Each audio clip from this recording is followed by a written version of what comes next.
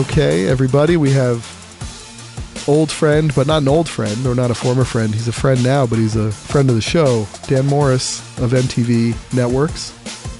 Dan, how are you? Doing good. Thanks for inviting me. Yeah, so we are here, as we usually are, to talk about something Apple and to talk about technology. You're kind of my technology beat reporter, the Mix Minus technology beat guy. And obviously, we met on a cruise on our honeymoons separately, going through the Mediterranean, and I think we all ended up interestingly good friends through it all, and we've followed each other. I feel like all the times we've had phones, it's been like births of babies, and it's like these new things. And you actually did have a birth of a baby, the very fun named Zach Morris. You're on week 7 today, right? How's that been? It's been very good. It's been definitely a quick 7 weeks. Definitely an amazing 7 weeks. It was pretty funny. Like the first 2 weeks, we're like, wow, he's an amazing sleeper. We thought we were like so lucky, but it turns out he was just really tired from entering the world. It's a hard thing. But he's a really good kid. A baby. I don't have too much to compare from, but he's doing. He's really great. And so I'm always interested in this because we're similar in a lot of ways in our content consumption and our fixations on technology. How has it affected your personal day-to-day on media and reading and sleeping and all that kind of stuff? It's been definitely hard. So I actually, in addition to working full-time, I also am going for a second master's. And then Zach.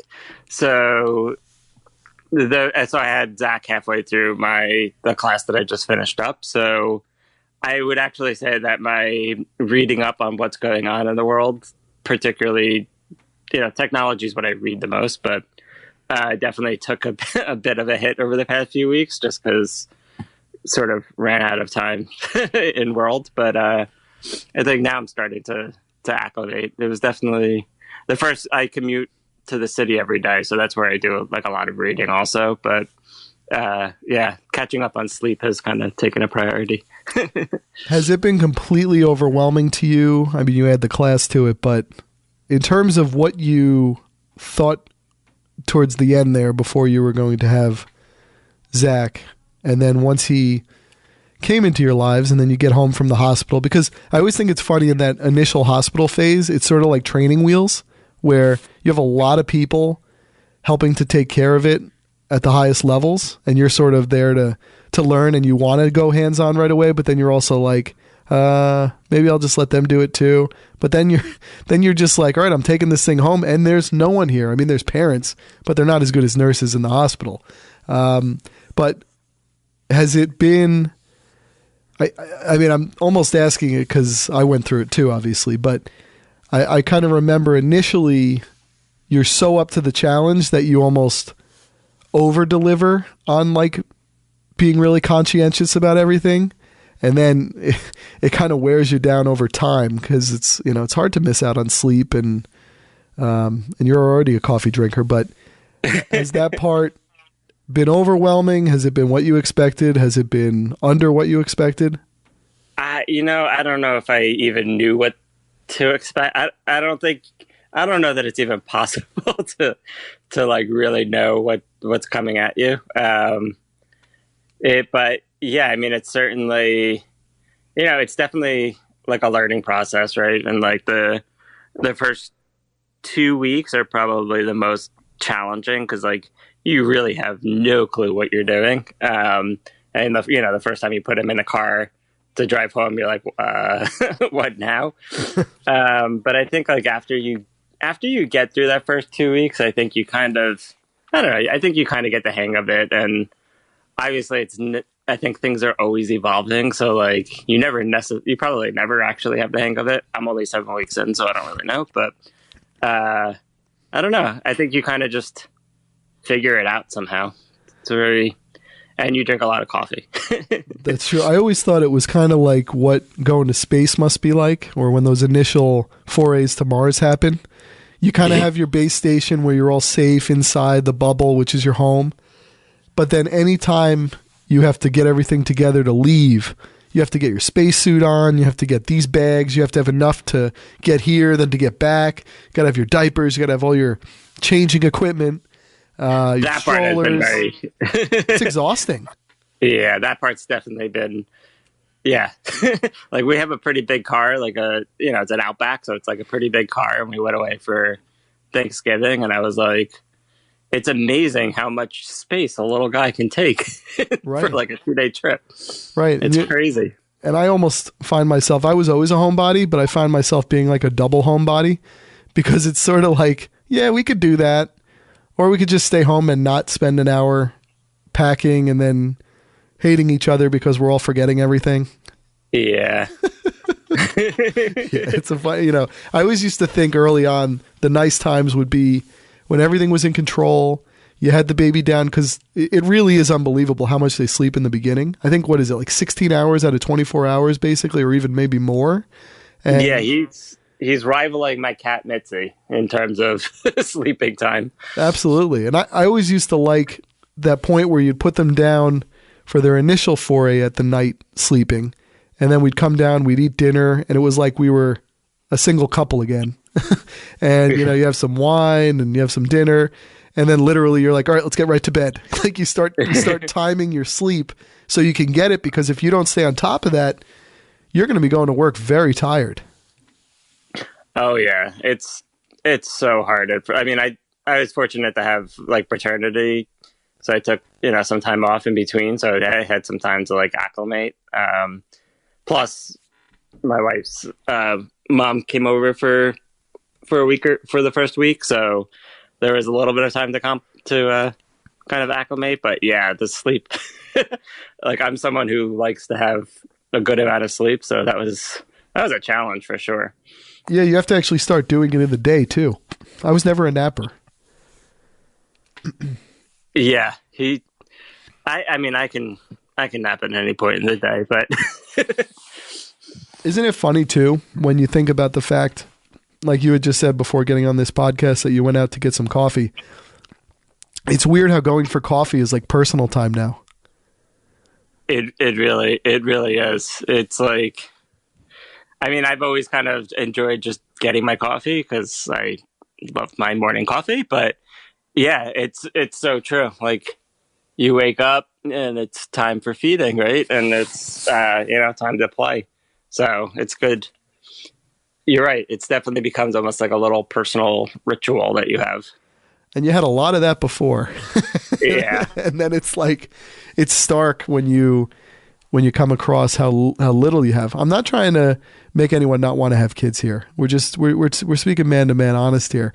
The other thing I always used to think about, I was so into, you had classes you were dealing with in the middle of it, which is an interesting A/B test, I'm sure. But it was very important to me, and it is very important to me to read my magazines, my newspapers. And I was very worried about how that would happen. And I was kind of excited by the fact that I still found time to get through all the things I had to read. I would read at night when Melanie was feeding, because you also don't realize how long feeding takes. It could be like 45 minutes. So I get a lot of reading done then.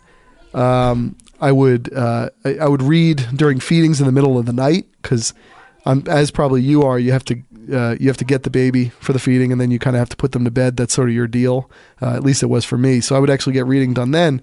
So I think if you're someone who has things that are important to you, that you still find the ways to do them.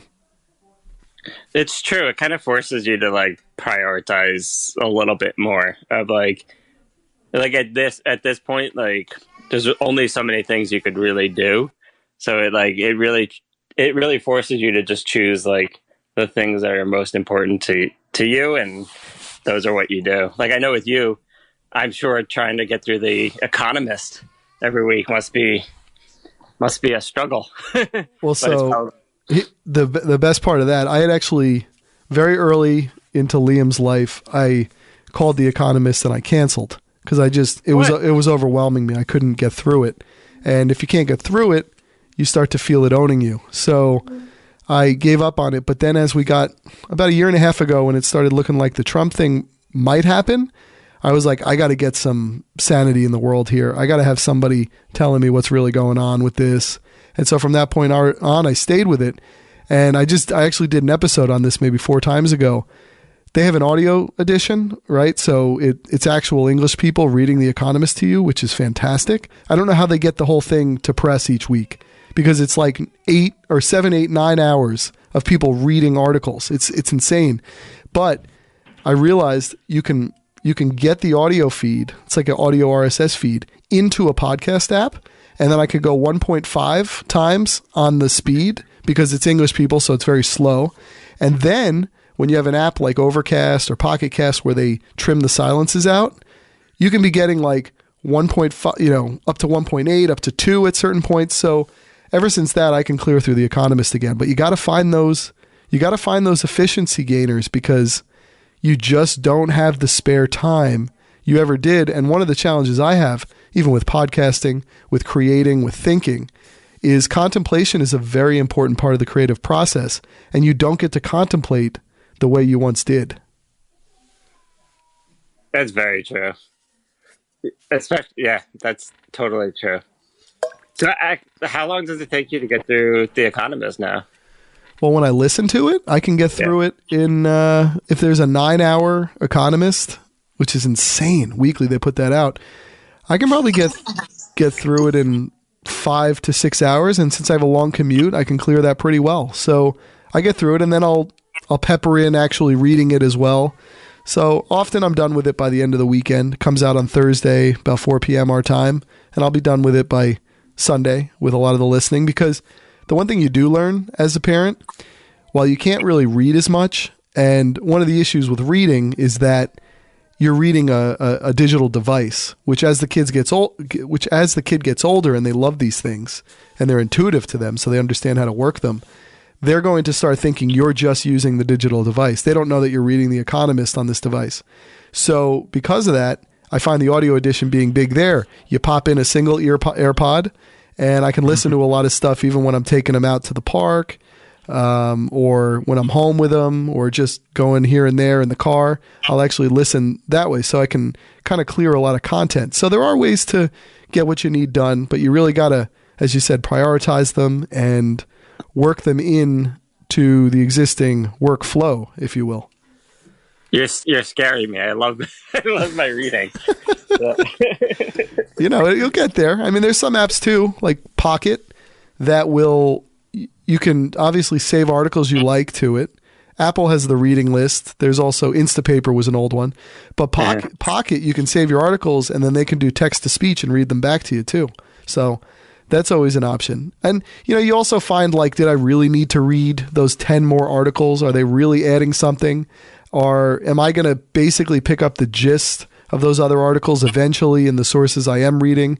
And I want to read books, and I want to, you really got to find ways, even as an adult, forget the fact of having a kid on top of it, but you got to find ways to prioritize and also not let these things overtake you, because it's just not worth it to be overtaken by reading or TV shows or music. Like, they're supposed to be enjoyment things. They're supposed to be leisure things. So you sort of have to know your lines and then find the time to just veg and watch American Pickers or something. Yeah. No, I mean, what's interesting for me is that, like, I just like learning so much that, like, learning is kind of relaxing to a certain extent. To me, like, I just love being able to read and, like, kind of turn through new topics that are new to me. Yeah. I think what you were saying about the creative process is interesting, though, because you go through so much content with, like, The Economist that you probably, I can imagine, like, 10 different topics going through your head as you're listening to it. 100%. You almost become, I find when you go through the ringer of The Economist, that if you don't kind of write down the things you think while you're going through it, you sort of come out of it with no points. Like, because it just took you around the world in 9 hours at the deepest, most intricate levels. And so you almost didn't remember anything. But I find that by experiencing it and by comprehending it, it does get somehow assimilated into your being or your intuition or your knowledge, where you might not be able to call that a fact, but all of a sudden you might just weirdly know something or have a gut feeling on something because you comprehended it even though you forgot about it. So it's a interesting process. Now, how's your coffee intake changed? What were you a coffee guy before going into this process? How many would you have in a day? And you're Starbucks, so it's intense. Yeah, I mean, I would normally my morning go-to is a venti iced coffee with 2 shots of espresso. So wow, double red eye? Yeah. They call it a black eye. Ooh, gotcha. So that's my morning thing. I also have been making my own cold brew, which is like in the morning, which is really good. And that's I actually do it kind of like a lazy way. What I do is I take the grinds and I basically just put it in water in a French press and let it sit in the fridge for like a good 12 hours, but it comes out so strong that it's awesome. But my intake, I would say I find myself going for an afternoon refill has increased quite a bit. But I mean, to be honest, I kind of just enjoy drinking my coffee. Like I really like the taste of it. Yeah. So it's hard to say how much of it's mental versus physical. Or just, just being in the mood for it. But it's fair to say that it's gone up a little bit. Well, it's funny. The one thing that really changed for me having a kid is I used to have coffee first thing getting up. I'd get like a Keurig. And then I realized that I have to kind of pace my caffeine intake a little bit. So I would find myself actually waiting until I had handed Liam off either to the nanny or taken him to school. And then I would have my coffee so that I could align it with my drive so that the caffeine is kind of staying in me from a little bit of a later launching point in the morning. Because I would find, and I do have a cup of coffee, like a Keurig cup before working out. And if I work out in the morning at like 5 or 5:30, I'd get up at 5, have a Keurig, and then work out. But first of all, you're working out a lot of that caffeine, and then by like the middle of the afternoon, you're dropping. So I had to start almost modulating the caffeine intake to a little bit later in the day so it could carry me through more into the day, because you do get less sleep now. And we have a kid who from month 1, pretty much month 1.5, has slept through the night religiously from that point to pretty much now. Few blips if he's sick, and that really tells us if he's actually sick, if he's waking up in the middle of the night. But we've gotten our sleep, and it's funny how even though you have a kid who lets you get your sleep, you still, as a human, start to try to manipulate that and be like, well, you know what? I'll stay up a little later and get this done. So you end up at less sleep anyway. But I do try to modulate the coffee to later in the day because I love coffee, and I've drank it for probably half my life at this point, every single day. As you almost can't. And we'll get to this point after, but. It's almost such a part of my being and routine that I need it in me to do a lot of stuff. But then also, weirdly, it's not like I've built a tolerance to the point where I can really have 2 cups in a day. If I have 16 or 20 ounces, that's pretty much my fill. It's always kind of stuck that way. And if I go above that, I'm going to feel the repercussions and after effects, whether it's not sleeping well that night or being irritable and edgy, and it's not a good situation. So for whatever reason, I'm habituated to it, but it's not like my tolerance has risen with it. Oh, that's so funny. I have a pretty good tolerance for coffee. I could drink it all day. Does it make you edgy though? Like, do you ever get to a point where you're like the coffee takes you over a little bit and you're like yelling at someone and you're like, why am I yelling at someone? I haven't gotten that. I can say though, like a few years ago, I actually I started doing like a high fat, low carb. Right. And the moment that I kicked the carbs, I found that the coffee would affect me more than it used to. Huh. It's almost like the insulin spike was almost like blocking the caffeine from getting absorbed. And then all of a sudden it was like, because I remember that first week when I was doing it, I like had my coffee and I literally felt like I was jumping out of my skin and I had to go for a walk. Wow. And so, but yeah, at this point though, I think I could drink pretty much anything and be okay. Yeah. A little bit of a problem. Now, do you ever get to the point with coffee where you have to have it every day? I mean, we pretend like we're in control of it, but I have to have it every day. You have to have it every day. Yeah. Though, I don't get, so like my sister-in-law gets headaches when she doesn't have it in the morning. I don't get headaches. I just like in the morning. But have you gone, how often do you go the whole day without getting that caffeine infusion? Oh, it's more like I feel like it's almost more mental. Like I don't get any like weird physical things, but I want my coffee and I will go get my coffee. Yeah. If I go too long into the day without it, as long as I know I'm going to get it, it doesn't affect me that much. But if I go the whole day, it's almost akin to me. I'm a person who also has to shower every day. Like I'm a baby like that. Like I could never go on one of these like African safaris where you're showering when you can find it. I literally have to shower every day or else I fall down as a person. And so as long as I'm going to get to a shower, I'm okay. Same thing with coffee. If I go a day and I get too far into the day, it's almost like I stop being as sharp. And that's where it's difficult. Like I can't find words. It almost gives me like a low level of dementia or something. And it's funny because there's always studies on coffee. Every week there's a new one. It's bad. It's good. It does this.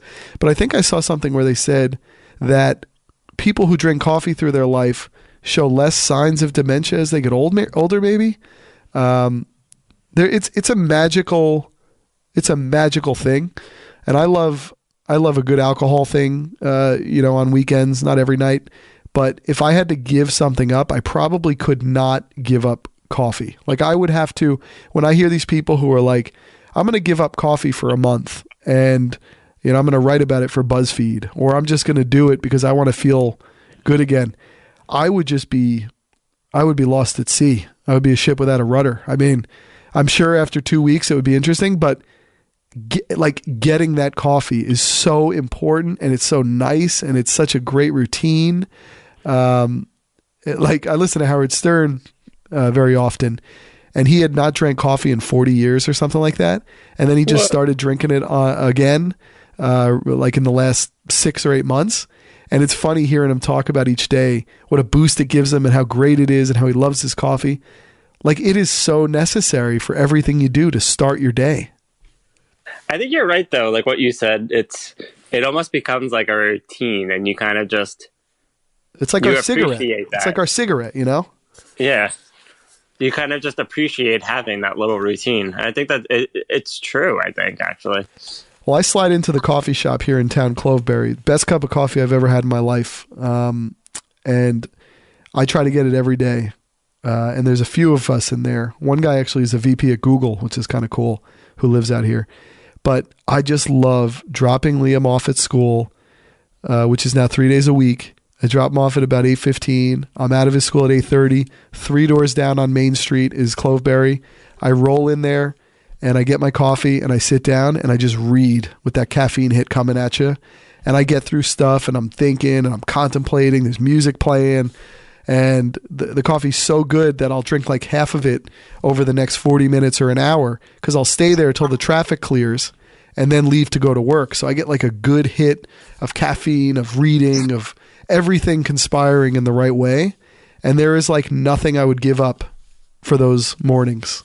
It's just, it's amazing how that happens. And I think you retain things better too when you're almost in the throes of the coffee. It's like people make fun of you from the outside, but there's just something about it. I forget, Rachel doesn't drink coffee, right? No, and actually it's funny, when we were talking about this, I was thinking how, when she was pregnant, you have to kind of like limit your intake. And I was thinking how she would always make comments like you would never be able to to do that. And like for her, she doesn't really, she's not really a coffee person, so it didn't really matter. But oh man, I couldn't imagine if I could only have like a 8-ounce cup a day, it'd be trouble. It's sort of like our self-medication. I think it just it sets you right. But yeah, it's fascinating, the whole coffee thing. Now, our other thing we can't go a day with is our technology. So we're going to talk about the iPhone 10, which I believe we both stayed up on the initial night that it was available, or got up. I got up at 3. I think you got up at 3 to get them. How ridiculous is it that we live in a world where we wake up at 3 a.m. for the right to pay more on our monthly bill for a phone? It's true. And, I have to actually say this is the first time I've ever woken up and ordered a Apple device and burped a kid at the same time. That's fun. It's like the changing of the guard a little bit. Yeah. So it gave me more than one thing to do at the middle of the morning. Yeah, I don't know. At this point, it's almost like it almost goes back to like the routine thing of like I love getting new kind of gadgets, right? And like it just becomes like a fun thing where you look forward to that day, you order it, and then obviously you're like crossing your fingers that nothing goes wrong, which I think for both of us actually did go wrong, but we lucked out. Yeah. Yeah, I don't. Actually, the thing I was thinking about recently was that what Tesla is doing with their cars, and like they're doing it at, the stakes for the amount of money you have to put down goes really, really far. But like, it's amazing that they're like effectively recreating that anticipation. Yeah, they're doing it, but instead of spending like $1,000, you have to spend like $250,000. But like, it's kind of like awesome that they're kind of taking it to the next level. And I don't know, there's just something about it that there's something about it that I've always just loved.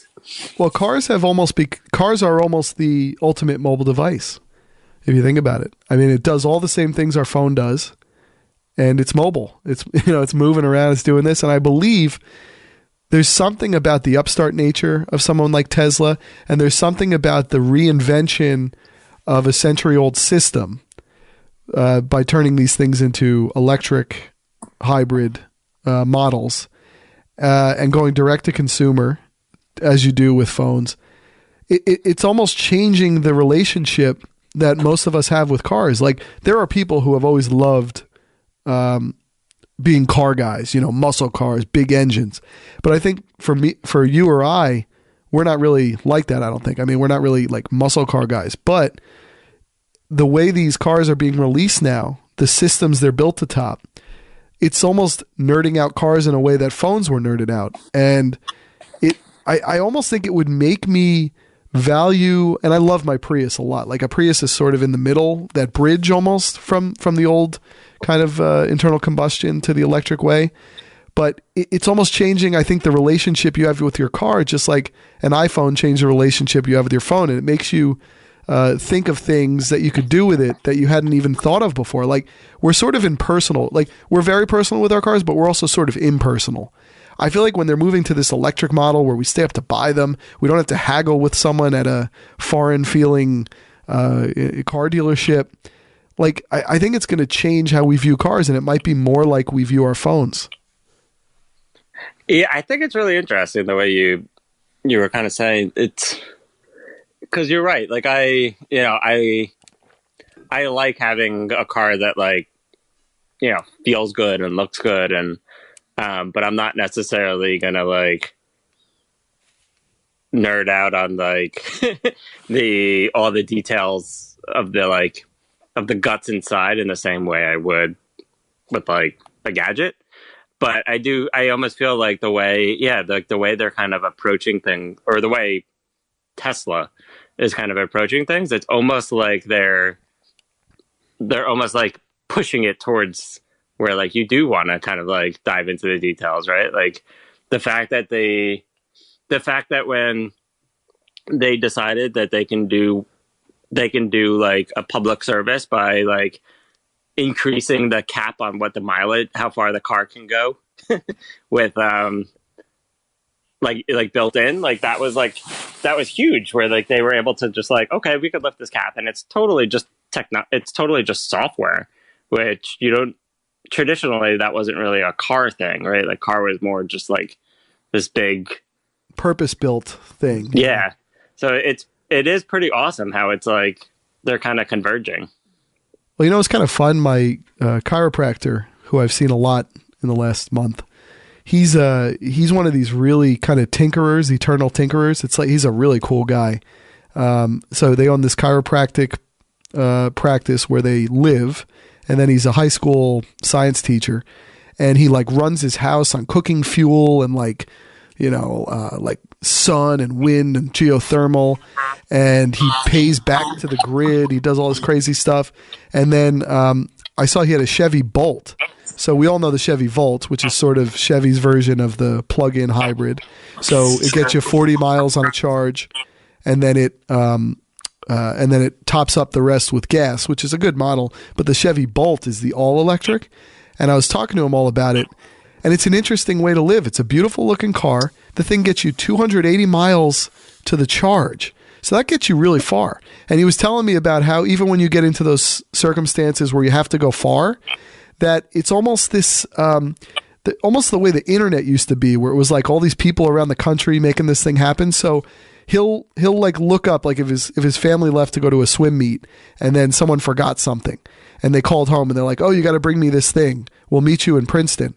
He has to like think out how this is going to work. Will I work within the miles? Then he's looking up and it's like, oh, 1 mile from this Fridays there, or no, 1 mile from this Fridays, there's a charging station at this supermarket. So you could like find these things. And so he's like, all right, meet me at the supermarket. I'll charge the car. We'll go to eat. And then I'll give you what you need. And then I'll go back to my car and I'll drive home because it'll be charged up. Like, it's kind of neat. Like that's kind of where I want to get, you know, I want to get to that level where I have a car that has that mileage that would not affect my daily commute. I'd be able to probably do 2 or 3 days of commute, even for my long commute, on that kind of charge. And then you're just charging it home. It's like the phone. It's kind of like the data plan. You have control of your circumstances on how you're going to use your resource and how you're going to husband it.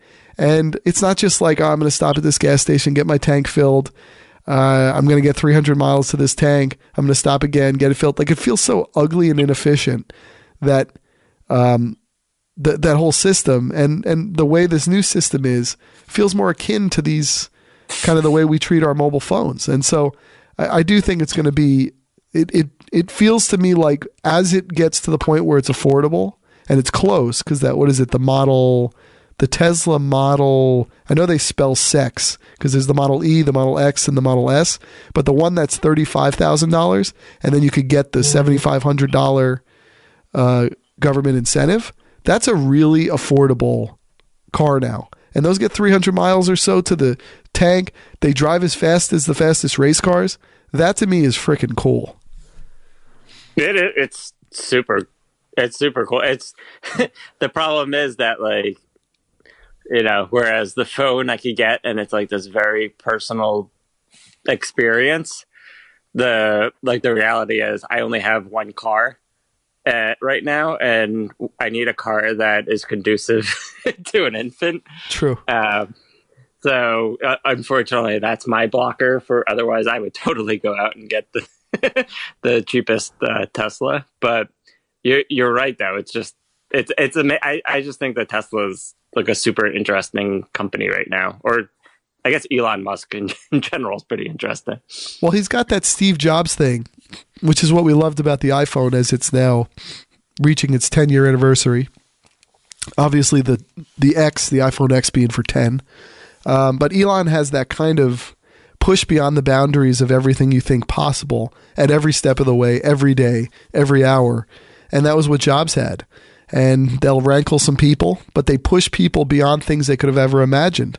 And I think it's important when you follow these industries that there are people doing that, because I don't want to have delivered to me exactly what I think I want. I want someone to deliver what they know I'll want eventually. and I'll have to catch up for it. It's that gap of the imagination that helps us always stay kind of intrigued with these things.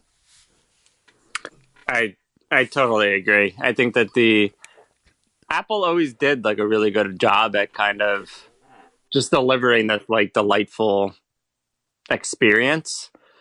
And Elon is definitely, I mean, some of his ideas are just, they're probably like magnitudes in terms of how far out there they are in terms of, but it's interesting because it really does just, it pushes the boundaries, which is awesome. Absolutely. So what do you, as we talk about the iPhone 10, even though I always want to say X, it sounds a little kind of cool.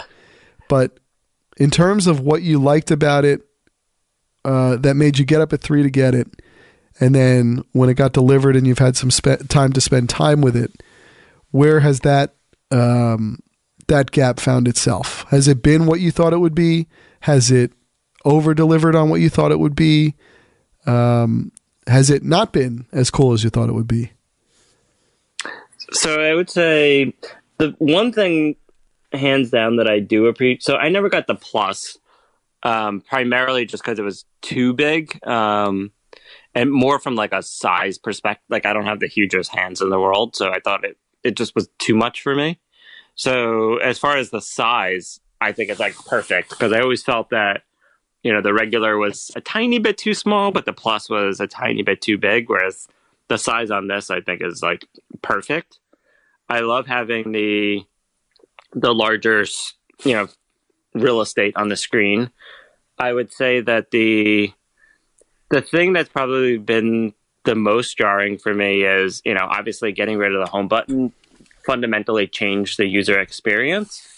And I've definitely gotten used to it to the point where I'll be on my iPad and I'll I'll get a little tricked up because I'll want to do certain gestures that are not applicable on my new iPad. But so the gestures are probably the most jarring. I would say, as far as like living up to expectations, I would say, you know, I love it. I enjoy it. I do kind of wonder whether, when we're talking about like really fundamentally changing the user experience, whether the mainstream audience will be willing to deal with that. Like I don't know that I'm necessarily the best person to go off of with that, just because I think that my tolerance is probably higher than most people. But when I think about older demographics or people who have had it, since the very first phone, who aren't necessarily as technical, I do wonder whether they will, be willing to kind of put up with a fundamental change in the user experience. And I think that that's probably the biggest risk factor right now for kind of like the future of the iPhone. Yeah, the thing I love about it is I was one of those people who had gone to the Plus for the last two phones I had. And I did have a period where I tried to go back to the normal size one, but once you go Plus, you can't go back. Like it's just too hard. It feels like tiny. But yeah.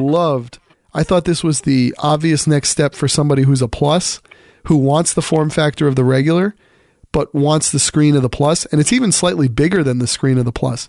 That part to me, like I almost still revel at looking at it and how beautiful the phone is. Like the fact it's all a screen on the front. I love that. Blows your mind. Like I will often put my phone up against like Melanie's Plus just to like prove to myself still that, because it's like an optical illusion. Like it doesn't make sense, but it's totally legit. And the part that I'm really excited about, this has to be the entry into this being the new way.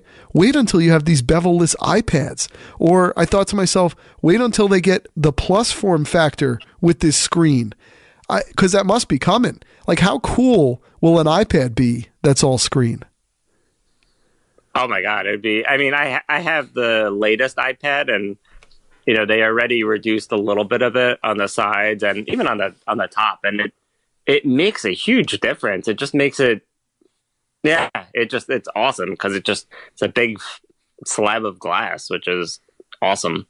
I definitely, that's what I like love about because I find with the iPhone that even when I have the iPad, there's for some reason there's at certain times there's something about a mobile phone that is just fun to do your reading on.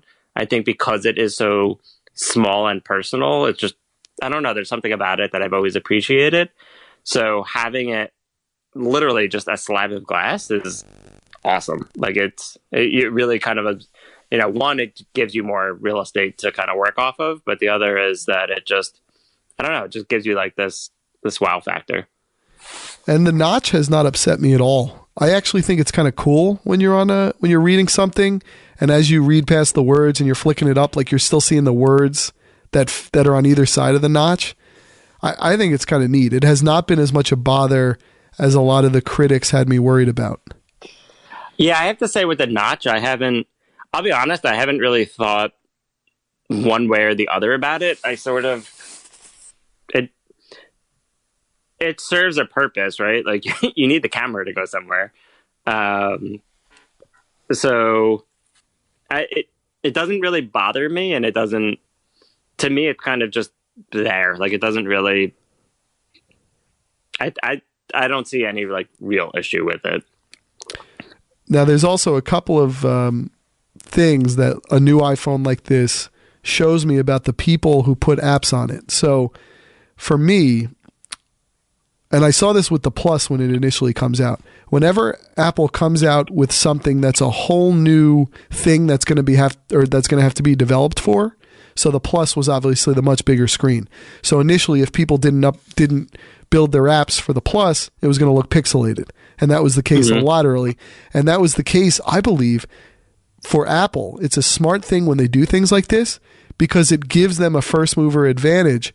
They're building their own apps on this system that they know the exact dimensions for. They have the test phones for. And so like Safari is going to initially be better than Chrome because Apple has built Safari knowing they've had the iPhone the whole time, the iPhone 10 the whole time, and Google, if they're behind by a week or two, which they've been with a bunch of their apps, it's like unusable sometimes when you use the iPhone 10 and nobody's upgraded their app, and you're actually in the state where you're just seeing the iPhone non-Plus version of the app. It's like a terrible looking experience. I hate that unused space not being used, and it makes me almost put a check against the person who has it. So like with Google Maps was not updated initially. The Google search app was not. Google Chrome was not. And so what happened with the Plus when it initially came out, I went over to Safari because it was annoying me seeing this unoptimized version of an app, and I never left. And then so Apple gets this chance, maybe it's 1 week, 2 weeks, 3 weeks, where their apps have an opportunity to be the clear favorite for the suite of different apps that other competitors might have a better experience for. But it gives Apple a chance for their users to kind of test drive the apps again, like Apple Maps over Google Maps, just because Google, it was annoying me how it looked, and I loved seeing the full screen use for Apple Maps. You know, you need the full screen use, otherwise it's sort of a pointless experience. It's definitely very true. It's funny that you mentioned Google because I think that their Gmail has yet to be updated. I still have like little black bars on the top and the bottom. It's definitely Google is actually, I think, a fascinating example because they've actually been putting a decent amount of effort into kind of catering to the Apple audience. But it's very true. Like when the UX isn't necessarily up to par, you sort of find yourself going to your other options. And I think that can make a huge difference of really like capturing like a new audience and like really bringing people back over. And I think you're absolutely right. I think actually I find it's interesting with Safari where candidly, I don't use Safari when I'm on like a desktop, but when I'm on my phone, I only use my Safari more or less. I don't really use Chrome on my phone.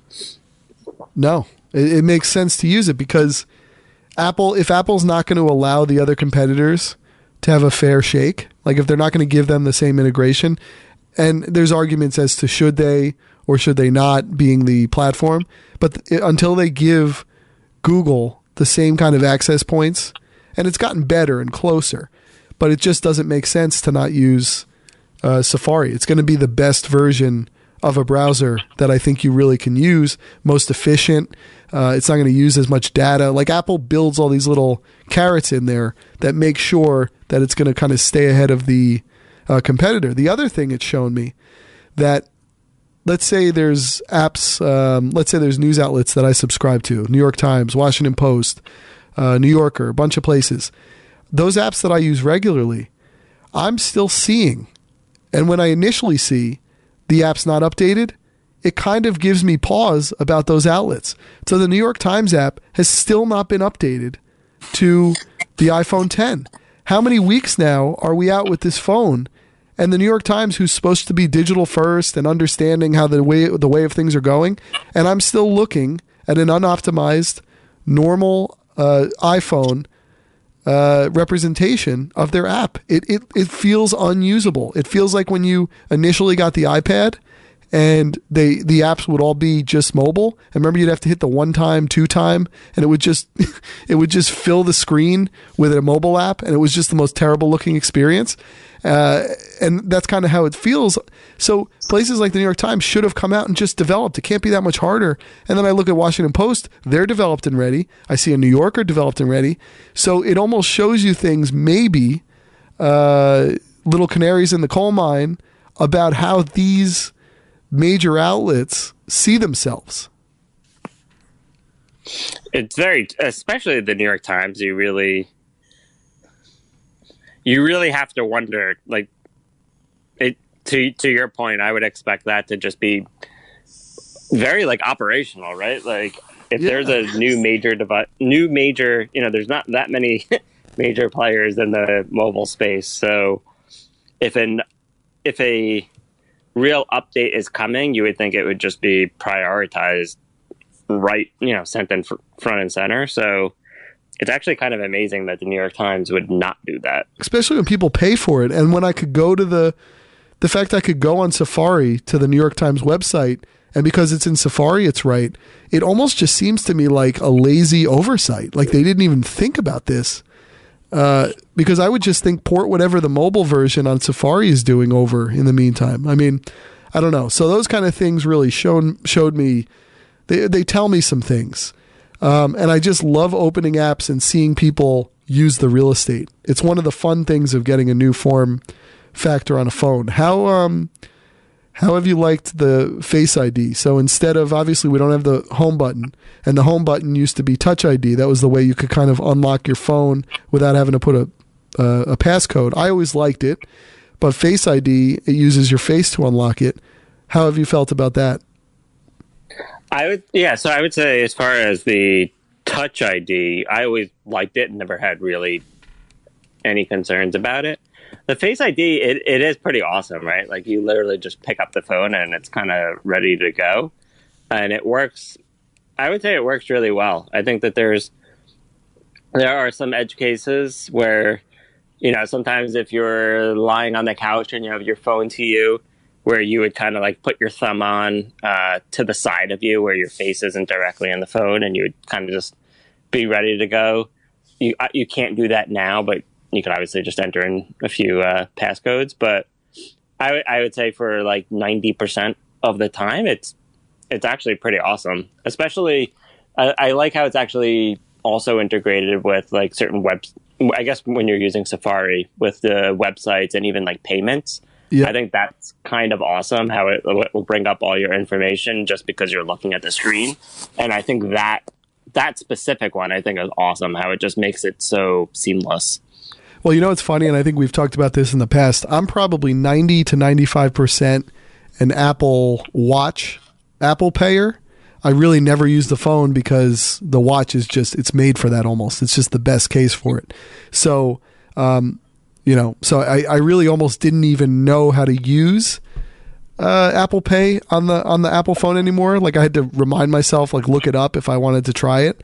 But with Face ID, there's a couple of things with it where, like you said, the edge cases, and there's a couple that have been pretty stark to me, and I don't know how Apple gets around this. And I will say, to Apple's credit, these are all use cases where it's the dangerous thing to be getting access to your phone.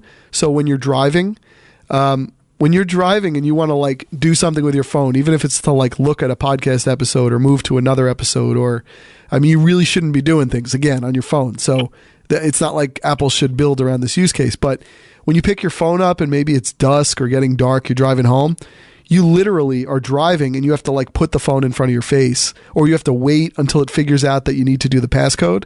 And in the past, when you had your Touch ID, you could pick the phone up without looking at the phone and just know that the Touch ID was going to work, and then it wait till it opens and then you could see it.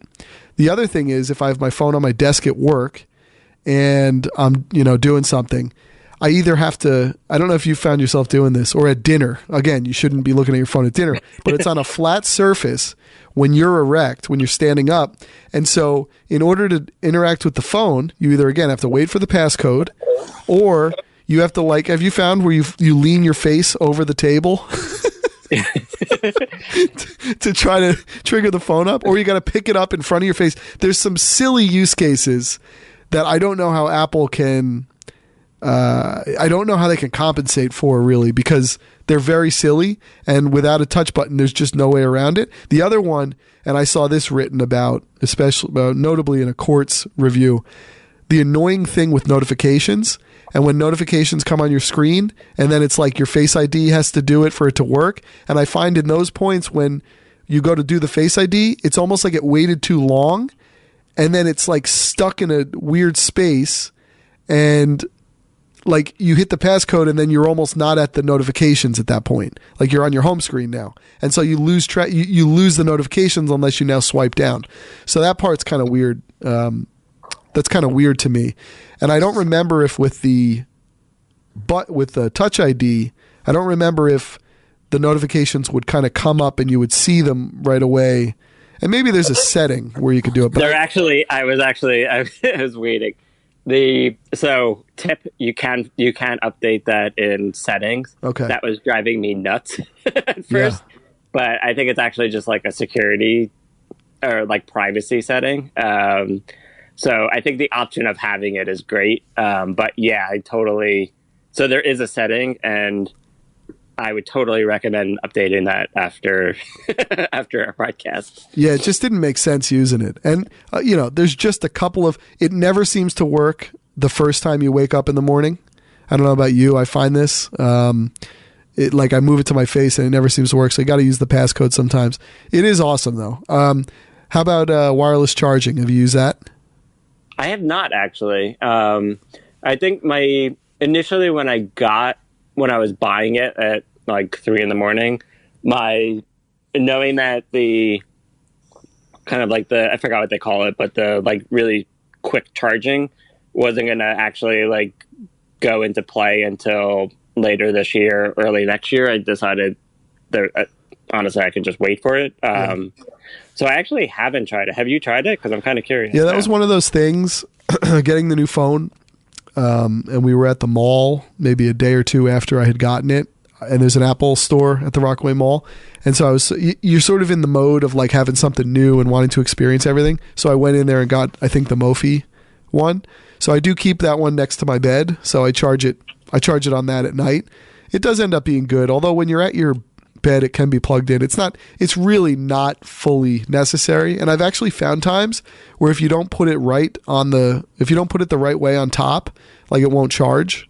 So you have to like know it's on the right thing. That's actually another thing that's kind of annoyed people, that you don't see your battery percentage indicator unless you swipe down, or if you plug it in and go to the lock screen. You have to, but there's not the space for it next to the notch. So I kind of got over that pretty quickly. Battery life's been pretty good. And the one other thing I wanted to say on the payments with the Touch ID, I was getting Chipotle on the way home on Friday, and I often will buy my Chipotle through the app. They did update the app, really nice.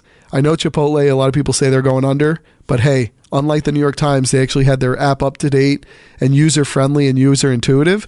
So usually I would get my order. It's on, it's saved in my little session. I get my order, and then I would just, I'd send the order and you pay for it right there. You just use the Touch ID.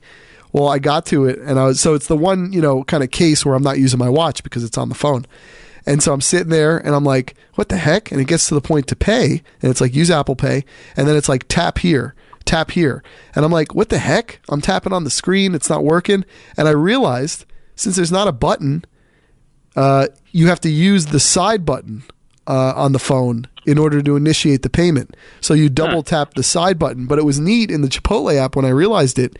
They actually had this little it was like a Mexican jumping bean of a thing, like where it was like every time it would go tap here, it would like double up on the screen where the button you're supposed to hit on the outside is. So that was kind of a neat thing. But yeah, I mean, overall, it's a pretty sick phone. Now, has it changed how I view my life and the web? No. And I think once you're a couple weeks into it, I don't even know that it's quite the sea change where people could be creating new apps atop it that we never envisioned. It's really just more screen space on the Apple experience we've come to know. That's great for me. Is it worth the jump in price? I think that's hard to tell, but I use the phone so often that to me it's a meaningful enough difference. I think to have upgraded and to have stayed up and got the phone. And overall, I really like it. And overall, I think I'm really excited to see them move this form factor to the other devices. Again, if I have an iPad, like even if I had an iPad mini, which they don't really make anymore, I don't think, but imagine an iPad mini with the bevel-less all screen. Like that's a perfect device. It really would be, actually. That was one of my, we actually got an iPad mini, and I found that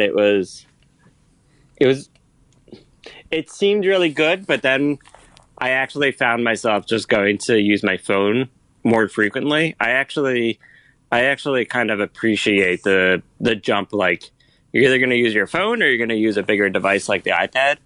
And I love the iPad Pro that I have right now. And I think you're right. I think that if you get rid of the bevels on the iPad mini, it's probably the perfect device then. So I totally agree with that. I actually think that, going back to what you were saying about the Apple Watch, it's true. I never use Apple Pay on my phone unless it's within the context of buying something online, just because using it on your watch is just so perfect that it's awesome. The thing I like about it the most, actually, and this really goes for, it doesn't necessarily even have to be Apple at that point, but the using credit cards with the chip takes so friggin' long that being able to bypass that 30-second wait is magical. That's probably what I love about the Apple Pay on my wrist more than anything. 100%. I think the whole credit card chip thing is a disaster, and I even hate the fact that the noise on a lot of these machines to remove the credit card is the same noise that you would think it emanates when the credit card is rejected. You ever notice that? It'll be like, and you're like, oh my God, I think wait, did this work? And they're like, yeah, it worked. Just take it. Yeah, credit cards just feel so inefficient now and unnecessary. And I've just been excited by the amount of stores where you're really able to get by with Apple Pay and you don't feel bad. There's something weird about especially going to buy a coffee. It feels bad buying a coffee with a credit card, even though it doesn't feel bad buying it with an Apple Pay, even though it's the same exact payment method. There's just something strange about handing a credit card for a $2.25 coffee. But when you have a phone or you have when it's electronically being done, it just doesn't feel as wasteful. I totally agree with you. There's something about it that just feels like you're in 2017. It just feels like the way it should work. Yeah, absolutely. The last thing I would say, because we're coming up on our hour here, I have not really, I know the camera is supposed to be the game changer, for taking selfies and doing all this. I guess I'm not as much into selfies as I once was, and I don't know if I've noticed quite the difference in the right situations where the camera is blowing away older versions yet. I think that's probably a fair thing to say. I actually was a little bit adjacent to that, but the thing I was actually trying to do, and I was somewhat disappointed about, was, with the animojis, I've used it here and there, but I actually tried pointing it at my newborn. And because, as you know, newborns and infants make the weirdest faces. Oh, yeah. And I thought that would have been delightful, right? Like being able to have these weird face patterns getting mapped to these animojis. And unfortunately, I don't know if it's like the sides of the head or what, but unfortunately, it won't recognize a newborn's face as a face. Weird. Yeah, and I actually feel like that would have been the killer use case for those animojis, where I would use it probably all the time just because it's ridiculous. Yeah. So, yeah, I hope that gets added. But otherwise, I mean, as far as like the camera itself, not the selfie one, obviously the camera is awesome. And, I take a ton of pictures. But as far as the selfie one, I agree. I don't know if I necessarily notice anything that's kind of leapfrogging the past. No. I think it really does come down to the screen and the form factor together are probably what I appreciate the most from a UX point of view. And then, but separate from that, I think that it's obvious that they've been kind of working on this for a while, right? When there was an uproar when they took away the headphone jack, but we knew it was all moving in this direction. And so I think it'll be fascinating to see what the next jump is. Yeah, it's funny how much these things acclimate themselves to your life. Like 1 month in, isn't it funny how much like a Pavlov's dog, you look at the phone waiting for that little unlock to happen? It's like so weird how we never had any part of that before. And then 1 month in, your whole life's purpose is to get that little unlock thing to happen. And like you get annoyed when it doesn't.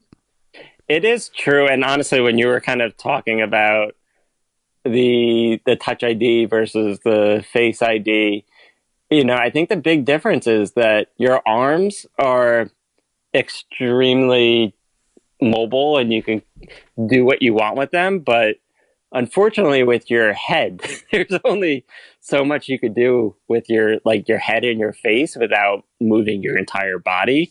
And I guess, that really is the trade-off that there's a lot of cool things that the Face ID introduces, but there is something natural about your fingers, I think. Yeah. And it almost makes you wonder if you think about it, if the phone were at rest and you were able to just put your finger on the screen, is there any reason why that couldn't work? Having both even. So I think that'll be interesting too, just to see how things kind of evolve. Yeah, they need it's almost got to be like second factor authentication or something because you could imagine if the finger worked, it would work immediately.